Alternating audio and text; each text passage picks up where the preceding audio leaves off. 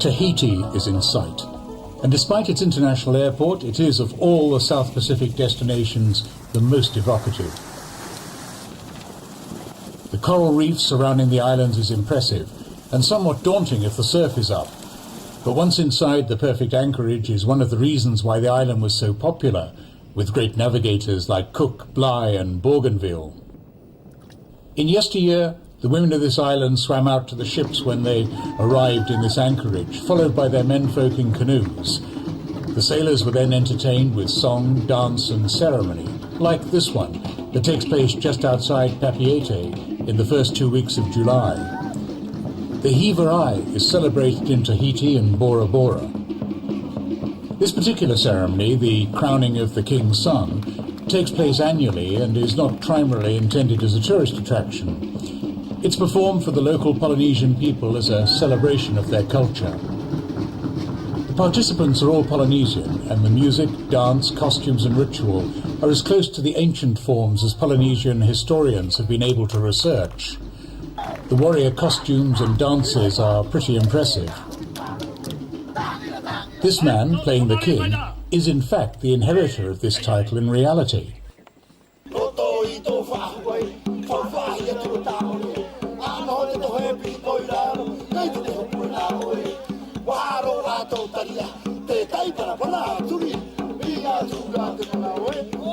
The dancers performing here are professionals, but the ferocity of the dance must have been intimidating to Cook or Bligh when they were entertained to dinner. I suspect they wondered who was going to be next on the menu.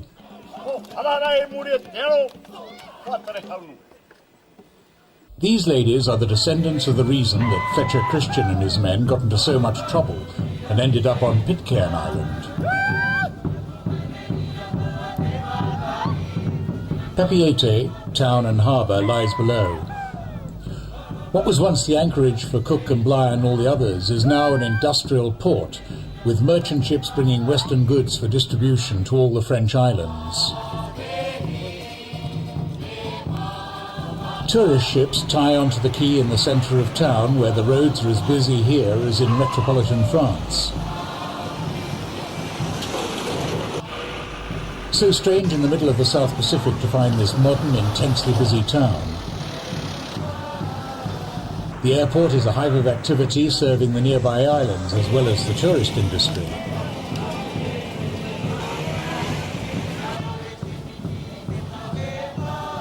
Papeete market is a real pleasure, and in stark contrast with the tiny shops in the Marquesa and Tuamotu islands that we've just left, it is a real-life, busy, bustling, every morning market, with even a local band playing in the market cafe.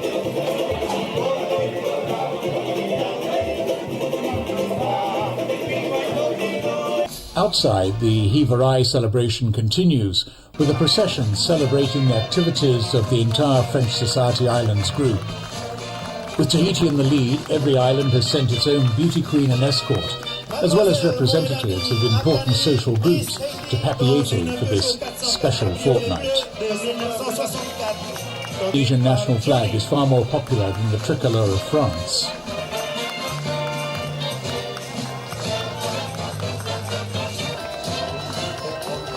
There is, of course, considerable French influence, and a lot of support money pours into the islands. But the Polynesian peoples are demanding their independence and autonomy. They're very proud of their race and heritage and cannot wait for the French to leave.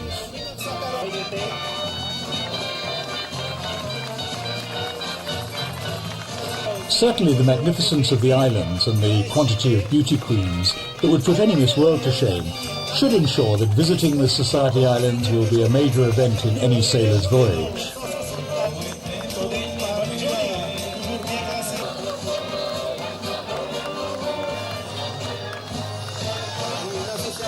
It seems every islander and island has something to offer.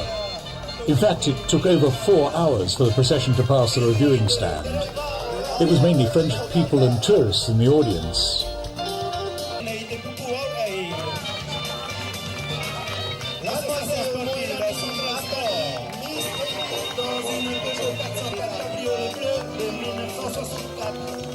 This procession is not always politically correct, but it's a lot of fun.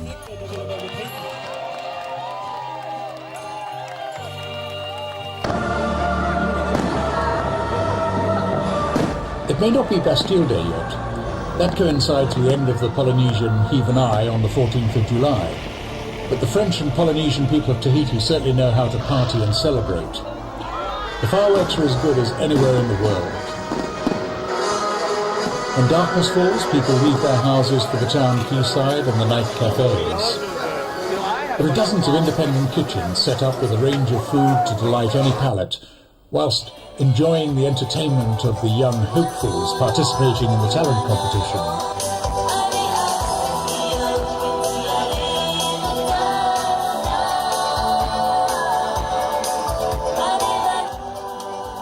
This is a wonderful way for yachtists to meet local people, as you frequently end up sitting at a table or a bar with total strangers eating well and far into the night. The climate is perfect, and just across the straits, called the Sea of Moons, lies the island of Moorea. The steady breeze blows us away from Tahiti towards Moorea, whose main anchorage bears the name Cook's Bay. The cruise ship also anchors here inside the reef, but they've had to stay at the head of the bay because of their draft.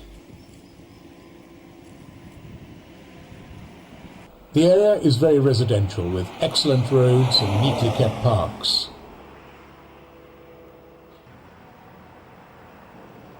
The University of Berkeley, USA, has a research station here, and one can only feel sorry for the students having to work so far from home. The campus is simple, but with all mod cons in best American style. The main town of Vava'u is a short walk from the anchorage, and on a Saturday morning it's the local meeting place for young and old alike. At first I was not quite sure why so many lads were carrying chickens. I assumed there was going to be another beauty competition. My assumptions were put in doubt when a hardboard ring was swiftly erected and a crowd formed around it. I'd stumbled on the local cockfighting syndicate.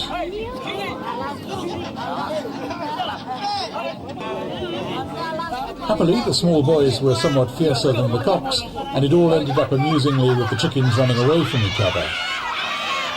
To the delight and amusement of the crowd, it appears this is not unusual.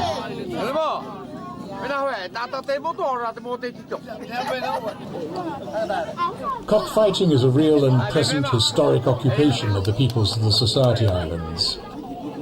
The next two boys prepare their pets in the ring. Whatever one feels about blood sports, cockfighting exists throughout all of the Caribbean, Pacific, Asia, and is still legal in Louisiana in the United States. In every island of the South Pacific one sees fighting cocks outside the homes of islanders. Here the birds fight without artificial spurs. Equally politically incorrect are youngsters climbing the bamboo pole set up for the purpose. There's no safety net or rubber mat should they fall, and all the children are allowed to climb the pole if they want.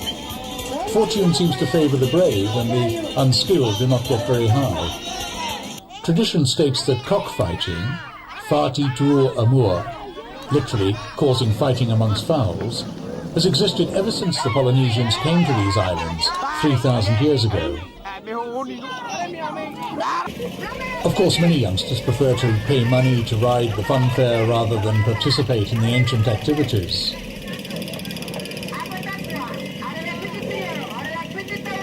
Long before the first foreign vessel came to these shores, the Tahitians were traditionally training and fighting their birds. Rue Fa'atoa is the god of cockfighting and appears among the earliest minor divinities. The Tahitians by tradition do not bet or wager money on the contests. They've raised and trained them for the gratification of watching them beat each other up. Possibly a bit like boxing. Once one cock gives up, runs away or submits, the fight is stopped and the birds are parted and handed back to their owners. He who fights and runs away? Anyway. When the local gendarmes arrive, the portable ring disappears in a trice. The word brave is proudly written in the sand by the young owner, whilst the victor of the fight looks distinctly tired and battered. The French police do not appear to be particularly welcome. though they try to be friendly and possibly just not see what is really going on. Heading west again, we stop at the reef-fringed island of Bora Bora. The well-marked entrance between the reefs was helpful. The Americans used Bora Bora as a major airbase during World War II. Michener was a young naval officer here and modelled his Bali High on this island. There are some quiet and pleasant anchorages, but the island is dedicated to tourism. Daily the cruise liners deposit thousands of passengers to sample the delights. Having cleared customs, we set sail for the Cook Islands, for Suwarrow, so named after a Russian merchant ship that discovered it in 1814. The entrance to the lagoon is difficult and challenging. There's no buoyage, and because Suwarrow is an atoll, an island on a reef that fringes a lagoon, it's hard to locate the pass, which is lumpy and quite narrow. A reliable engine is essential, together with eyeball navigation and pilotage. Once inside, it's very different. The water's calm and translucent. The island of Suwarrow is my idea of the most beautiful island in the world. Take but nothing, leave but footprints. It's now only inhabited by a couple of Cook Island Park rangers who welcome visiting yachts. This was Tom Neal's perfect island. He lived here alone for many years and wrote a book called An Island to Oneself. He also spent a long time looking for the buried treasure but failed to find it. Or is the island itself the treasure? There are only ever a few yachts anchored in the lagoon, and it is the most delightful meeting place that you can imagine.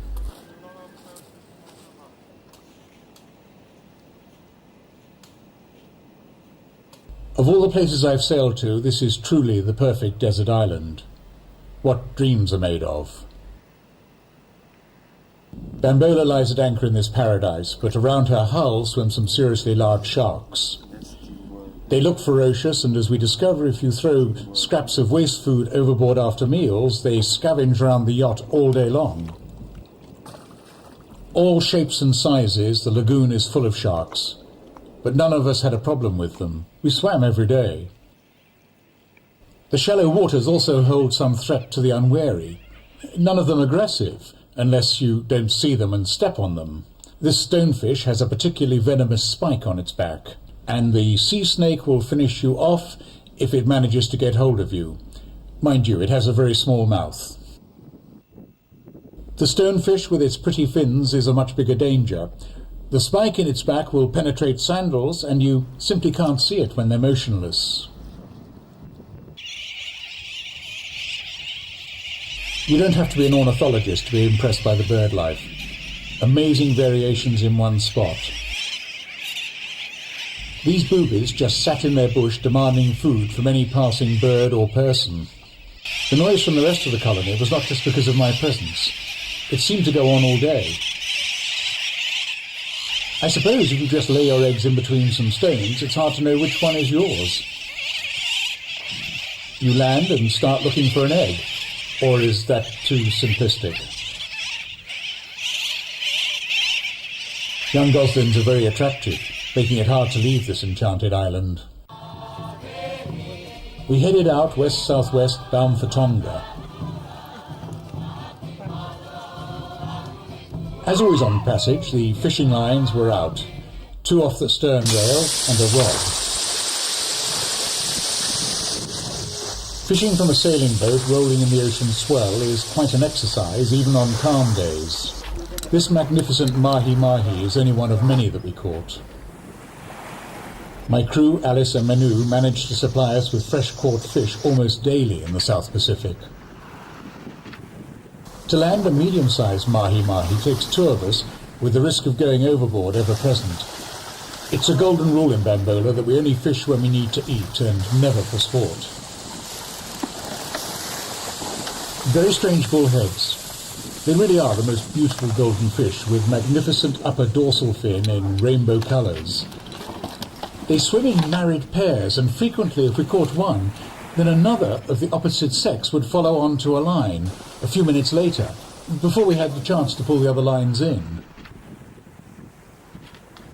My crew Manu is a wonderful chef, and the beautiful mahi-mahi provided delicious meals for us all for the rest of the passage to Tonga. The island of Vava'u is one of the 170 that make up this kingdom. Only 36 are inhabited. Vava'u is the tourist capital of the group, with bareboat charter yachts, waterside bars and restaurants supplying locally brewed ice-cold beer. Visited by Tasman in 1643 and by Captain Cook in the mid-1700s. Cook gave the king a Galapagos giant tortoise that lived in the palace gardens until it died in 1964, aged over 200. This is a very sophisticated kingdom with a high literacy rate, free schooling and a good social medical system, as well as its own airlines and beers, and a very successful national banking system.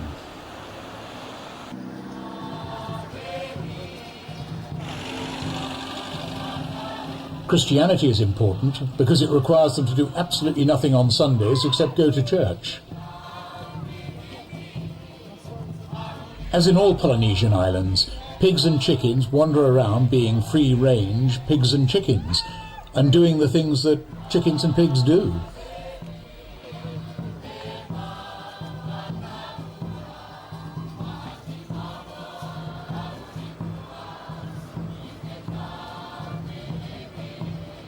The result can be charming, and I'm certain that many of these baby Miss Piggies are household pets and not a source of food.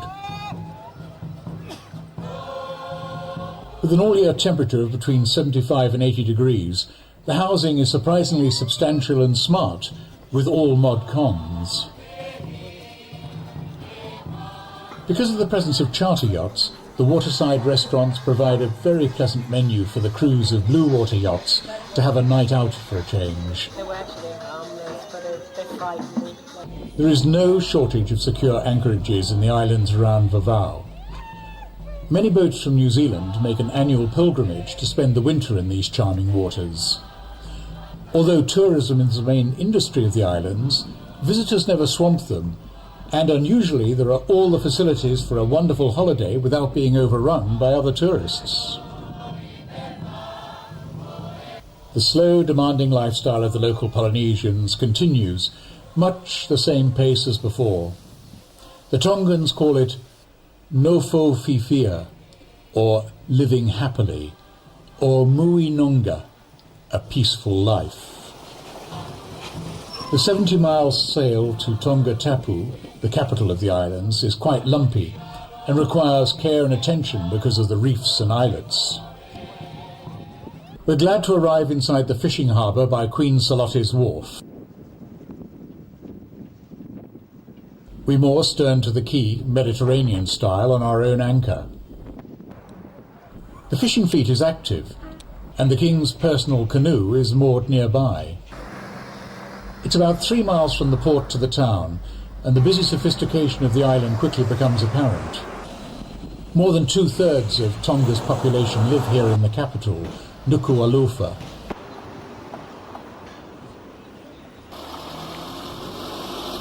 I'm going to the depot to get the Hereful bus to the village of Kolove to see the pika, the famous flying foxes in their protected sanctuary. Well, I see the odd bird flying about. It is a bird, isn't it? Then, looking up at the trees more carefully, I can see shapes about the size of large cats hanging there. Yep, that's it. Flying foxes. Wonderful, strange, odd creatures. They can have a wingspan of more than 1 metre across, and these fellows must be approaching that. They certainly look like foxes as well, except for the odd hooks in their elbows.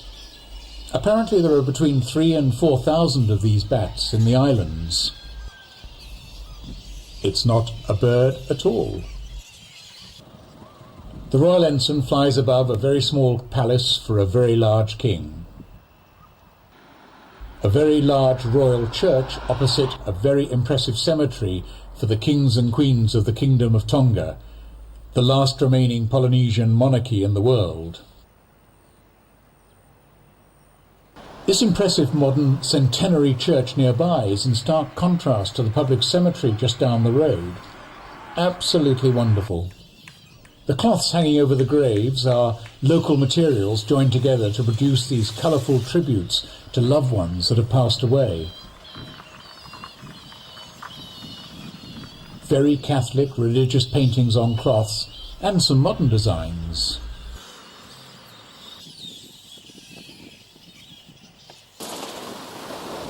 Sailing west again towards Fiji. For the very first time we see an albatross. This is the famous bird of sailors' tales. It stays with us for nearly half an hour, circling Bambola, gliding effortlessly on its long, graceful wings. The somewhat tricky passage to Suva in Fiji involves dodging between islands you're not allowed to land on without permits.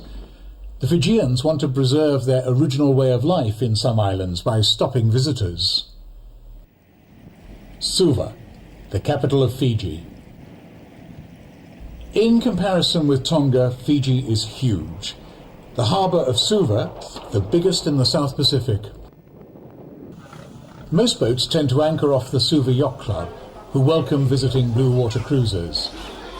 It's a real delight to see the modern kids practising in their optimists, and the Yacht Club facilities and the gardens are modern and excellent, without totally losing the South Pacific flavour. This is the first yacht club since Colon on the Panama Canal that we found, and it's very popular with the younger cruisers. Inside the clubhouse, it's easy to relax with a cold beer and a chat to the locals. Suva is a modern, multiracial city of some 190,000 people. A lot of Australians and New Zealanders come here to holiday and to live, as well as people from Asia. Skyscrapers, modern shopping malls, and major Australian banks dominate the city. Just opposite the tower block of the Royal Bank of Fiji, the Catholic Cathedral still looks impressive, situated right in the centre of town.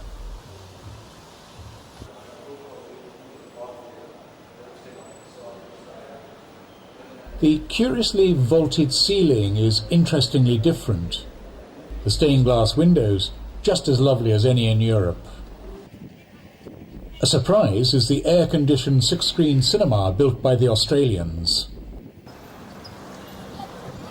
In contrast to all this, the municipal market of Suva City is much as it's been for hundreds of years, with the possible exception of the blue plastic sheeting erected to keep the sun off the vendors and their produce. Quite amazing to walk beneath it as it flaps in the midday breeze. Outside, the local farm produce is available from the little groups of women sitting on the ground, whilst inside the building, more established vendors have stalls overflowing with fruit and vegetables, pineapple and guava juice. For yachties, it's a real Aladdin's cave of delicious foods after so much fish.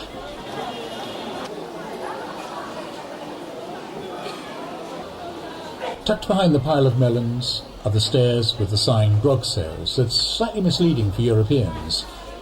In fact, the entire first floor is taken up with the sale of produce to make kava. Kava is drunk in Tonga and Fiji, and I've enjoyed sampling it. There's a social sharing aspect to the little ceremony of drinking it, although it does leave your lips numb and your tongue tingling slightly. Almost as good as sailing.